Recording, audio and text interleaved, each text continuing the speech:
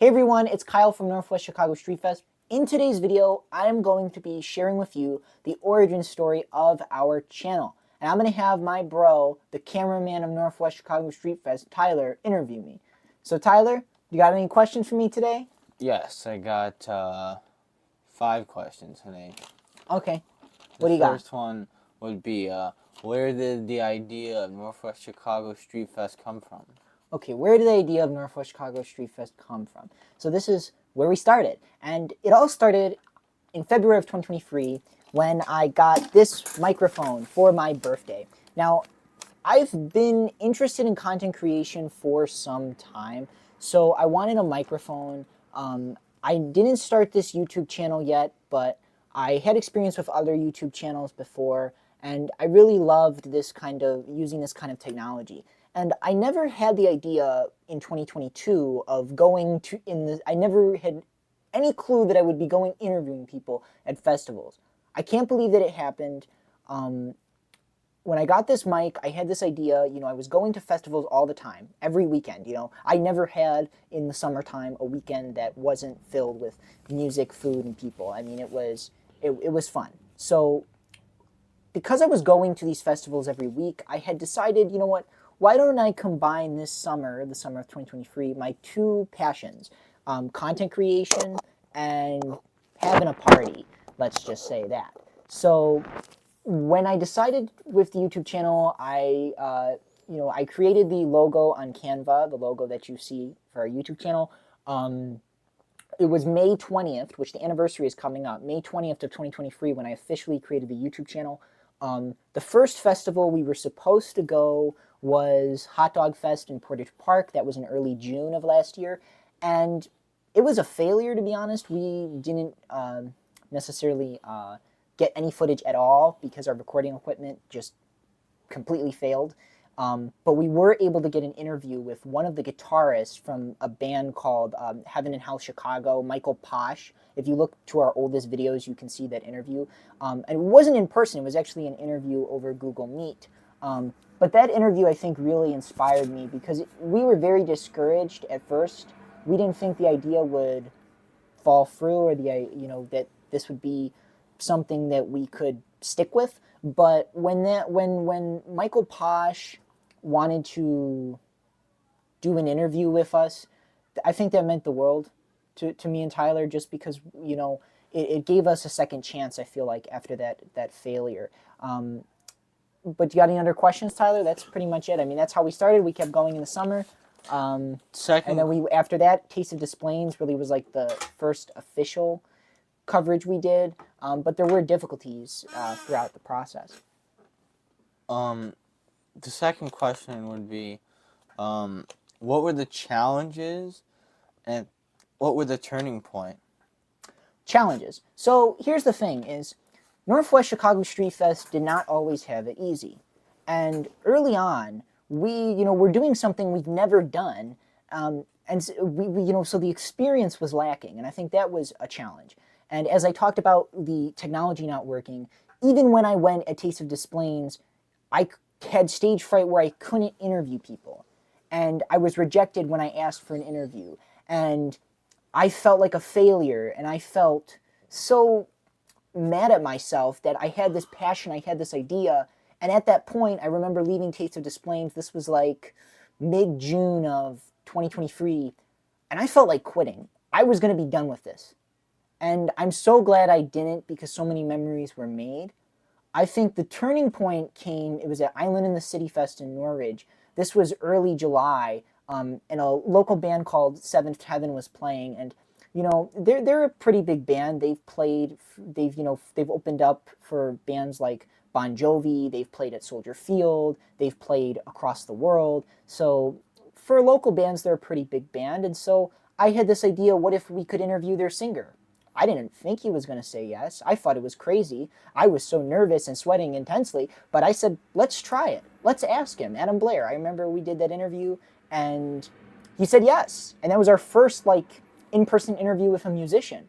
And yes, it wasn't a perfect interview. The audio was kind of bad on my part, and the lighting wasn't always good in that video.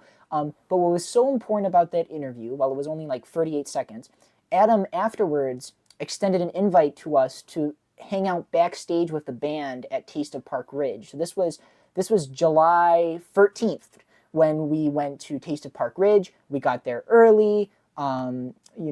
He remembered us, that he invited us backstage, so we got to hang out with the band backstage beforehand, and that was really cool. But the coolest thing of that night was they told us we could go on the stage when they were playing this song Purple Rain by Prince. And we were able to go on the stage, and we were able to stand in front of hundreds of people, all with their lights flashing. And there's a clip of this right here, as you can see. It was just an amazing experience. It was being in front of all those people with their lights on their phones. It was something that made you feel lucky to be alive. And I think that was a major turning point, because no matter what else happened, whether it was if it was technical difficulties, or if it was trying to get more viewership, or if it were whatever challenges were along the way, that moment always stuck with me, that it was very hard to find something that could permanently discourage me after that moment. So that definitely was a major turning point. And the third question would be, why do you do what you do? Because I know that you've been doing this now, and it's already coming up on the year anniversary almost. And it's like, why do you do what you do? It's a good question, Tyler. Well, one, I like to spend time with my bro, man. I mean, it's cool to spend time. That's the cool thing about this, is I'm not doing this alone. Me and my brother spent so much time together doing this last summer, and we have so many common memories because of it. So I think that's really another reason. That's really one of the main reasons. Another reason that I could think of is, those you may not know, I'm an aspiring journalist. And so for me, this was a great opportunity to get some experience of writing scripts, editing videos, interviewing people, studying, studying for questions, whatever it was. So there was a lot of great experience. And I think for me too, this really had an impact on me, because I'm someone who wants to be a journalist, and there's different areas that I want to go into, but I think definitely it got me interested into music journalism. Just being able to interview all those musicians, being able to cover just all of this music, it made my day. It made my summer. There's so many good memories there, and it in dark moments, I'll look back at that and it will really make me happy. Another reason that I think we do what we do is really for the community. You see that even for stuff in Chicago, I mean, Chicago is a big city. There's not anything so local really on the point of a certain area of the city as what we're doing. So we're really covering that area of Chicago, the northwest side of Chicago and the suburbs around it, that really has so many great people, so many great businesses, so much great culture, so much great community. And I think that opportunity to give those people from these neighborhoods, from these communities, an outlet for them to express themselves, an outlet for them to find a place where they can share memories with their neighbors, where they can, just have a good time. And I think, we did some things with businesses as well. There was a specific business which I'll give a shout out to them because they've been so gracious to me, Twins Gyros, where we did that, and that meant so much to me that they would give us free food, and in return we would hopefully get people to eat there. But it really just meant a lot to do something for the community, I think, to be involved in that way, especially with these different neighborhoods and communities that are being represented at these festivals, and so many different people. I think that was one of my favorite things, like from a fun standpoint. I just love doing this because I love the people you meet. I promise you, like, you're never going to predict the characters. So it's very fun, to be honest. It's just a good time, and I hope that we will be able to help give this community, give different communities that we're going to be covering something special to remember in summer of 2024. So you got any other questions, bud?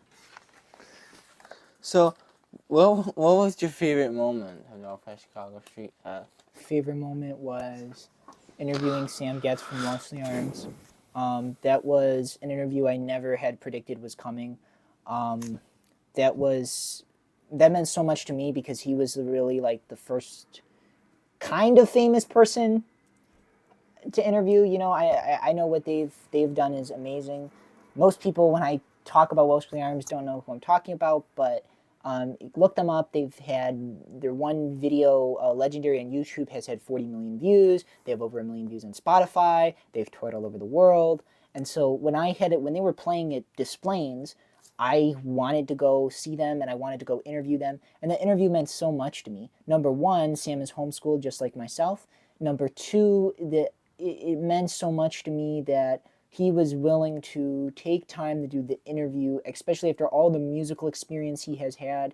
And just a great band. I mean, in my personal opinion, just a big fan of them. And so that meant so much to me. Like, I got to interview one of my favorite musicians now. I mean, I fell in love with that band. I didn't really, to be honest, I didn't really listen to them much. I went to Des Plaines, went to the show, fell in love with that band. I mean, I love the music. And when I was able to get that interview, it meant so much to me. It is one of my favorite memories I've ever done. I remember what he told me. He said, the greatest tip for success is to believe that what you're setting out to do will mean something to somebody else. And I think that's another reason of why I do what I do, to go back to that previous question, is it's this belief that despite the impact that I can't see or measure, that people watch this, hopefully, and that hopefully we are doing something to entertain people. And if we're not, if we need to do better at some things, well, then let us know. Drop some feedback in the comments. Yeah, but that was my favorite moment, definitely. Sam Getz, Wellesley Arms, Des Plaines. And the final question would be, since 2023 was such a good year and there's a lot of uncertainty still with this year, what do you expect in 2024? What do I expect in 2024? Well, I'm very optimistic about summer 2024. Number one, we have more funding than last year. We have better technology, as you can see with this Lenovo IdeaPad that we're recording and using these Boya microphones. I have more experience. I feel a million times more comfortable going up to people and asking them for an interview.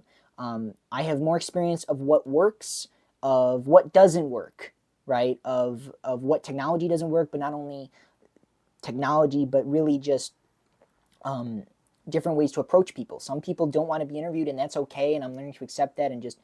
But finding people that want to, and finding people that want to have a good time, you'll find them out there.